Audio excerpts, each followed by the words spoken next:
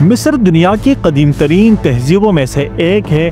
ये सरजमीन न सिर्फ तारीखी लिहाज से अहम है बल्कि दीनी एतबार से भी बेहद अहमियत रखती है।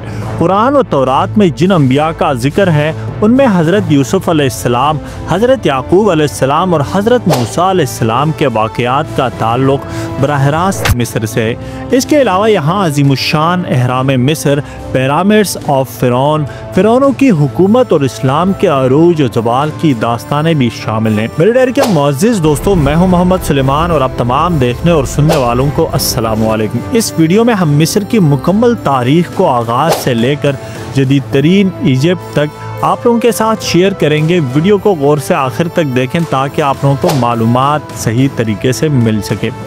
हज़रत याकूब अलैहिस्सलाम अल्लाह के बुरगज़ीदा नबी और हज़रत इसहाक़ अलैहिस्सलाम के बेटे थे। उनके बेटे हज़रत यूसुफ़ अलैहिस्सलाम को उनके भाइयों ने हसद में आकर कुएं में फेंक दिया। हज़रत यूसुफ़ अलैहिस्सलाम की कहानी पर आप लोगों के साथ एक मुकम्मल वीडियो भी शेयर करेंगे।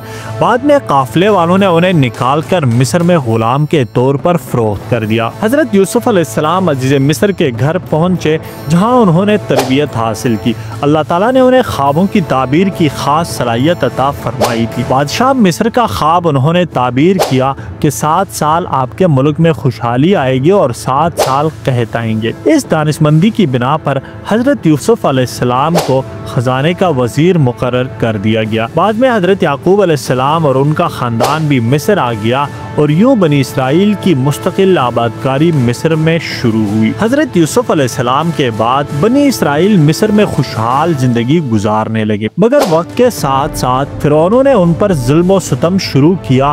मिस्र में फ़िरौन बादशाहों का लक़ब था। मुख्तलिफ ख़ानदानों ने हज़ारों साल तक मिस्र पर हुकूमत की। उनमें से कई बादशाह खुद को खुदा कहते थे और आवाम को सजदा करने पर मजबूर करते थे। दोस्तों, मिस्र की तारीख में तकरीबन 30 बड़े फ़िरौनी ख़ानदान गुजरे हैं। उनकी हुकूमत का आगाज़ तकरीबन 3150 कबल मसीह से होता है। जब मिस्र के 2 हिस्से बालाई और ज़ेरी मुत्तहिद हुए, फ़िरौनों की तारीख को 3 बड़े अदवार में तकसीम किया जाता है, ओल्ड किंगडम, मिडल किंगडम और न्यू किंगडम के तौर पर। दोस्तों, ओल्ड किंगडम जिसे कहते हैं वो 2181 से लेकर 2686 कबल मसीह तक रहा। इस दौर को अहरामों का दौर भी कहा जाता है। सबसे बड़ा अहराम खुफू फ़िरौन का है जो अहराम जीज़ा कहलाता है। दूसरा दौर 1650 से 2055 कबल मसीह तक गुजरा।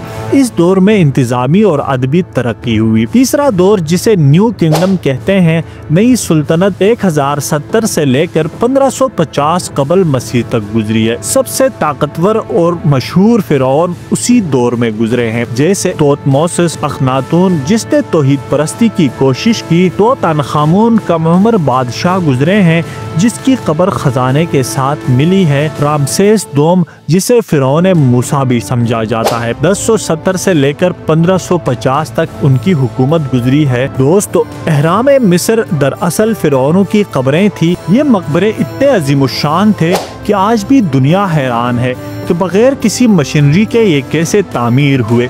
सबसे बड़ा अहराम खुफू का है जो 481 फीट बुलंद था। इसके अलावा खफरा और मनकरा के अहराम भी जीज़ा में मौजूद हैं।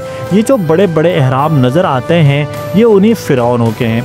ये अहराम फ़िरौनों के अकीदे की अक्कासी करते थे और वो मरने के बाद द्यूता बन जाते हैं। इनमें फ़िरौन जिस्म को मम्मी की सूरत में महफूज करके ख़जाने, खुराक और नौकरों की अशिया भी दफन की जाती थी ताकि अगली ज़िंदगी में उनकी खिदमत हो सके। ये वो पत्थरों का हुजुम है जो मिस्र के अजीम अहरामों की तामीर में इस्तेमाल हुआ था। कुल 25 लाख पत्थर के ब्लॉक्स इस्तेमाल किए गए थे, यानी 20 साल के अरसे में हर 9 सेकंड के अंदर एक ब्लॉक को निकालना, सैकड़ों किलोमीटर तक मुंतकिल करना, ये दरिया अबूर करना और फिर उसे उठाकर अपनी जगह पर रखना पड़ता था, वो भी दिन रात बगैर किसी वक्फे के। एहराम की चोटी तक पहुंचने के लिए तकरीबन 3 किलोमीटर तवील ढलवान बनानी पड़ती ताकि तामीर में किसी किस्म की रुकावट न आए। कुछ मौजूदा इंजीनियर्स का कहना है कि ये काम जदीद भारी मशीनरी और तरीक़ों के साथ भी मुमकिन नहीं है। इस बात में कोई शक नहीं कि कदीम दौर में एक ज़बरदस्त और तरक्की याफ्ता इंजीनियरिंग का मुजाहरा किया गया था। ये ढांचा तकरीबन 5000 साल पुराना है और आज भी अपनी आज़मत का गवाह है। हज़रत मूसा अलैहिस्सलाम का ज़माना वो था जब फिरौन मिस्र ने बनी इसराइल को गुलाम बना रखा था। वो उन पर जुल्म करता, उनके बच्चों को कत्ल करवाता और औरतों को जिंदा छोड़ देता। अल्लाह ताला ने हजरत मूसा अलैहिस्सलाम को नबूवत अता फरमाई ताकि वो फिरौन को हिदायत दे। हजरत मूसा अलैहिस्सलाम ने फिरौन के सामने अल्लाह का पैगाम पेश किया, लेकिन फिरौन ने इनकार किया। दोस्तों, ज्यादातर मुअर्रिखीन के मुताबिक हजरत मूसा अलैहिस्सलाम के दौर का फिरौन रामसेस दोम था। वो तकरीबन 66 साल मिस्र पर हुक्मरान रहा। 1213 से लेकर 1279 कबल मसीह तक उसकी फौज के साथ वो हजरत मूसा अलैहिस्सलाम और बनी इसराइल का पीछा करते हुए दरियाए नील में गर्क हो गया। कुरान में भी जिक्र है कि अल्लाह ने उसकी लाश को इबरत के लिए महफूज रखा है। रामसेस दोम की मम्मी आज भी उसकी मम्मी काहरा के अजायब घर में मौजूद है। ये मम्मी दुनिया की बेहतरीन महफूज शुदा लाशों में शुमार होती है। इसे देखकर अंदाजा होता है कि वो बहुत बड़ा शान और शौकत वाला बादशाह था, लेकिन अल्लाह की पकड़ से बच न सका। इसके बाद मिस्र पर जो हुकूमतें आई हैं, चेक्सोस 1550 से लेकर 1650 तक, ये गैर मुल्की सामीउन नस्ल लोग थे जिन्होंने मिस्र पर हुकूमत की। मुमकिन है कि हजरत यूसुफ अलैहिस्सलाम उन्हीं के दौर में वजीर बने हों। दूसरी तरफ फिरौनी हुकूमत की वापसी 1550 कबल मसीह में हुई। अहमस अव्वल ने हेक्सोस को निकाल कर नई सुल्तनत की बुनियाद रखी थी। तीसरे नंबर पर ईरानी हुक्मरानी आती है। 332 से लेकर 525 तक ईरानी हुक्मरानों की वहाँ पर हुकूमत रही।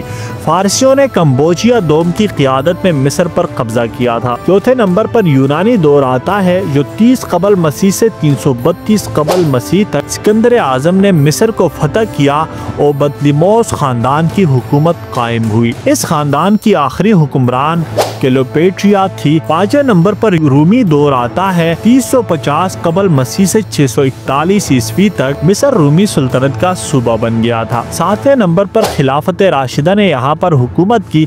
हजरत अमर बिन अल-आस रज़ियल्लाहु तआला अन्हु ने मिस्र को फतह किया।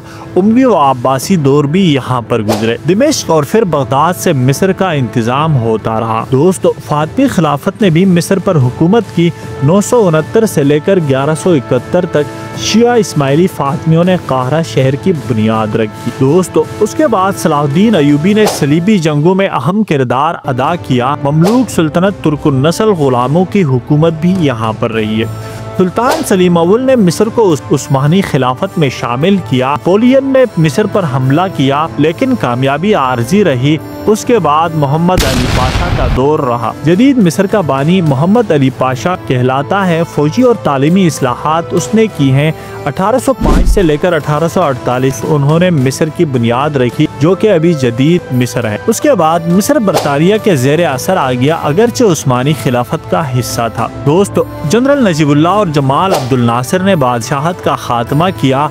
अरब कौम परस्ती, स्वेज केनाल की कौमी मिल्कियत और इसराइल के खिलाफ जंगें भी लड़ी। अनवर सादात ने 1970 से 1981 तक इसराइल से अमन माहिदा किया। दूसरे नंबर पर हसन मुबारक ने भी यहाँ पर तवील हुक्मरानी की। आखिरकार अवामी इनकलाब से इस्तीफा दे दिया। दोस्तों, मिस्र की तारीख अंबिया, बादशाहों, मेमारों और सिपाहियों की कहानी है। हज़रत याकूब अलैहिस्सलाम और यूसुफ अलैहिस्सलाम से लेकर हज़रत मूसा अलैहिस्सलाम और फ़िरौन के अंजाम तक, फ़िरौन के अरूज व ज़वाल और जदीद जमहूरी हुकूमत तक, ये सरज़मीन तारीख का जिंदा सबूत है।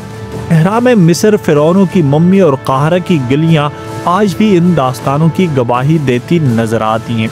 दोस्तों, अगर आपको ये मालूमात पसंद आई तो हमारे चैनल को सब्सक्राइब करें और मज़ीद दिलचस्प तारीख़ी वीडियोस के लिए बेल आइकन को ज़रूर दबाएं और कमेंट सेक्शन में हमें ये भी बताएं कि आप लोगों को दूसरे किस मुल्क की तारीख़ में ज़्यादा दिलचस्पी है, ताकि उसी टॉपिक पर वीडियो बना सकें। दोस्तों, मिलते हैं इसी तरह की इन्फॉर्मेटिव वीडियो के साथ। तब तक के लिए इजाज़त चाहूँगा। अल्लाह हाफिज़।